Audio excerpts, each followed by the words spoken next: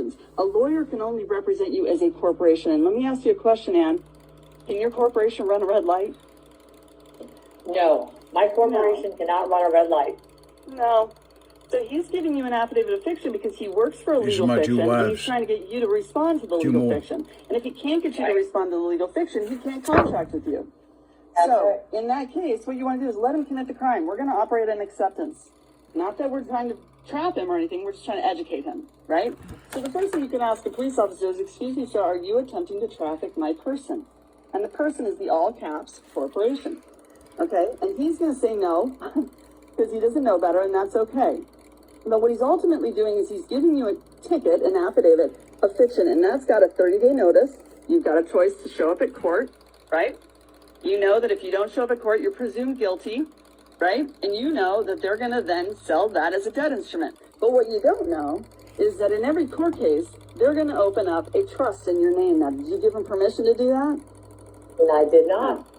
And then what they're going to do is they're going to put 3 bonds in that trust. They're going to put a bid, a performance, and a payment bond in there. And then they're going to basically trade you on, and through your Sesta KV trust, which you didn't even know you had, and they're going to make anywhere from $2 to $5 million per traffic violation.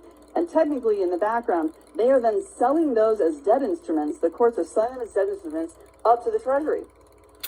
Okay? So they're making good money on issuing traffic violations. And that's why they have a quota. So what you could do is you could turn around and grab an affidavit of truth. Because in an affidavit of truth, it's all common law.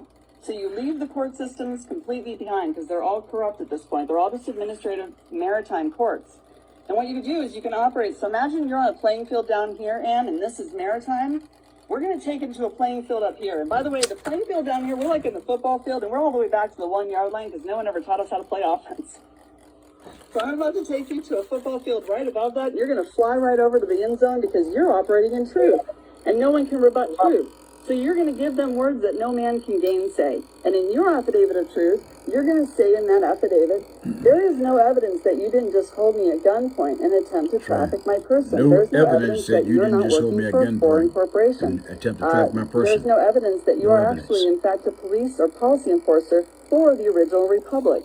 There is no evidence that you haven't signed an oath or have signed an oath to lead the people, right? So what we are going to do with this affidavit of truth is we're reasonable. We're just a negotiable instrument. So this officer can choose to sign an oath to lead the people, camps. or you can choose to resign. That's what we're going to do. We're going to put them in FEMA camps. He can negotiate this instrument. But technically, he's taking a personal liability with every single ticket that he issues because he is working for a crime syndicate. And because he doesn't know that, that's okay. But in common law, every single man or woman is accountable for their deeds on this earth. So they have to be notified. So you put them on notice. So in your affidavit of truth, not only should it have documentaries to wake this officer up and let him know what's really going on, because again, he's probably a good guy, doesn't know what's going on. No, he's not a good guy. But in this affidavit of truth, you can let him know that there are all these things he has to rebut. In other words, he has to prove. None of the cops, sheriff's department, none of them. Burden of proof Unless back they don't on do him this bullshit. that he has in fact signed an oath to we the people. And he hasn't, so he cannot prove otherwise. And when you put it in a negative advertement statement, you're basically saying there is no evidence. If you ever pull me over again and you don't sign this this, is a very powerful as statement. of right now, they're going to FEMA camps. It's different than asking them for burden of proof. I'm not saying, hey, under burden of proof, prove to me you didn't just do this. Prove to me there wasn't bank fraud. Under burden of proof, prove to me that you didn't just willingly traffic my person. They can't prove that. But if you say there is no evidence, you're asking him to come to a court of record There's with no evidence. That's right. You're and I got forcing evidence. him to prove I have exemplified copies and So if there's certified no evidence copies to now. prove you didn't Judge just finds hold him me at guilty. gunpoint. Okay? And which is Judge distortion. Susan signed it. I ain't going to mention her last name. Law. I'll mention one of her name. Her when first you do name is this, Susan. Again, in your affidavit of truth, At the you give a Joshua Tree timeline. Courthouse. You've got 30 Now days you're to fucked. seek a trial Sheriff's by Department is peers, fucked. or to cure, Fuck around with me. or I own he them. is now personally liable. And you can rack up these charges to about $1 million a pop. So if some of the people knew this right now and they were serving affidavits back to police officers, we're really just flipping the playbook. And at that point, this becomes a debt instrument. We're coming to you with breaking. All right. And also, Maritime. Also, when I went to 400 Pepper Avenue, Conservatory Court, They knew I was going in and challenged the jurisdiction for my wife, Patricia. Personal jurisdiction, subject matter jurisdiction. They got her believing the bullshit. Anytime they didn't know that I was a husband, I didn't even know because it was a confidential marriage until I got Black Law Dictionary. They were willing to release her over to me in the hospital. Said, if you want to be a conservator, I can release her over to you right now. That simple. I didn't do it because it was 2020, and I wanted her to do a little better. After she started doing better, 6 months later, I said, release her over to me. They refused. So they go in FEMA camps too, the judges, the lawyers, the doctors.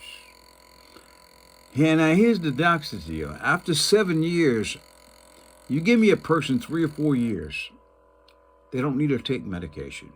You slowly get them off that medication the first 7, 8 months. Slowly get them off, then keep them busy with what they want to do. Find out with what they want to do. Let them work on that. Keep them busy, 8 hours a day. Let them take half-hour rests every 2 hours if they want to. Hour for lunch.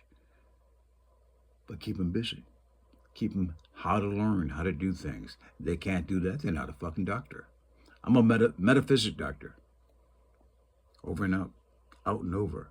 Now we're over you. Now we're going to be opening up FEMA camp for judges, cops, lawyers, doctors, putting your motherfucking ass in FEMA camps.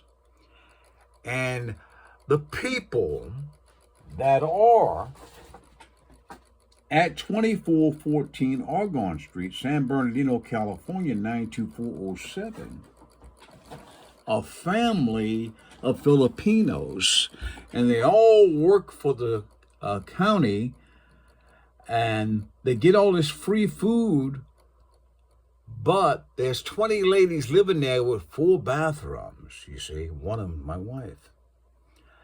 And they take the food, the best food for them, and give them junk food.